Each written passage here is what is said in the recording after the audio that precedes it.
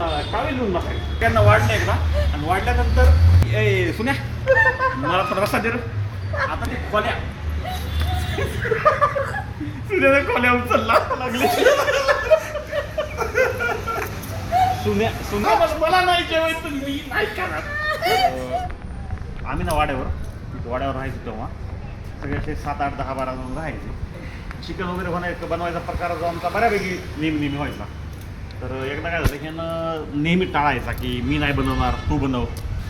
मग मी म्हणलं की ठीक आहे आपण बनवायला बसला. मग आता माझी सवय अशी आहे की मी 4-5 चपात्या एकदा घेऊन सोडून आपल्या ठेवून जायचं. आपल्या एकदा म्हणजे एकदा भाजी घेतली चपाती परत मागायचं नाही कांदावर घ्यायचा फक्त. तर मग जो आपला बसला सगळं जेवायला वाढून घेतलं आणि बाकीच्या प्लेटमध्ये काय थोडं वाढायचं. तर मग विषय असा झाला की ते आमचा वाढायची जी पळी होती ती पळी होती लहान. तर प्रत्येक वेळेला असं 1-1, 2-2, 3-3 मग ते वाढायला जरा जड जातं. मग आम्ही काय केलं की एक खोल्या केला. खोल्या म्हणजे काय असते की मोठी वाटी. तो वाटी घेतली म्हणजे एकदाच बुडवायची सगळ्यांना वाढायचं थोडं. मग आता मला तर घ्यायच नव्हतं. शी बसला होता बाजूला मी तर जेवायला बसते माझ्या बाबा हे जेवायला बसला. आता याची सवय होती वाड्यावर लुंगी लिहून आपला टावेल लिहून बसायचं बरोबर. आणि वाड्यावर तर खान ते सगळ्यांना वाढलं एकदा आणि वाढल्यानंतर ते खोल्या घेतला आणि योगेश बसला पाहिजे. योगेश दादा म्हणला की सुन्या मला पण रस्ता दे रे.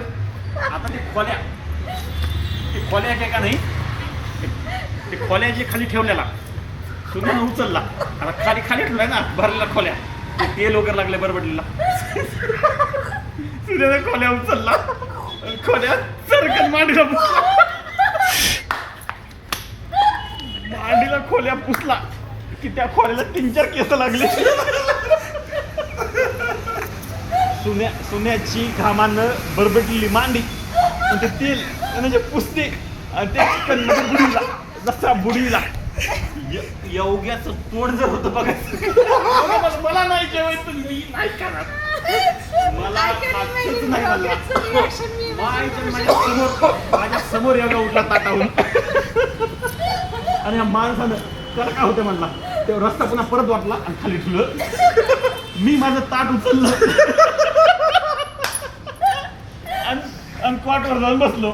त्याच्यानंतर त्या 10 नाही एकानं सुद्धा रस्ता घेतला नाही.